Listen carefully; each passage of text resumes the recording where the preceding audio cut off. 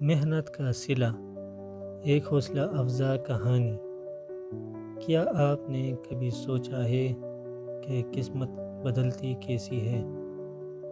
یہ کہانی ہے احمد کی، ایک عام سے لڑکی کی جو خواب تو دیکھتا تھا مگر دنیا کہتی تھی یہ ممکن نہیں۔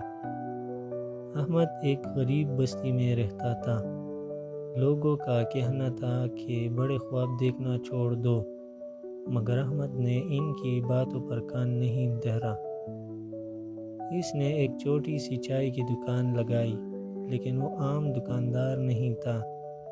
وہ چائے نہیں محبت بیچتا تھا، عزت بانٹتا تھا، خوشبو بکھیرتا تھا۔ دن رات محنت کی، ہر گاہک سے مسکرا کر ملا۔ کچھ ہی مہینوں میں اس کی چائے مشہور ہو گئی۔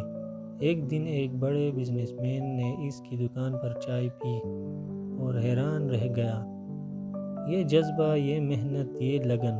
اس بزنس مین نے کہا، میرے ساتھ کام کرو۔ بس وہ دن اور آج کا دن۔ احمد نے پیچھے مڑ کر نہیں دیکھا۔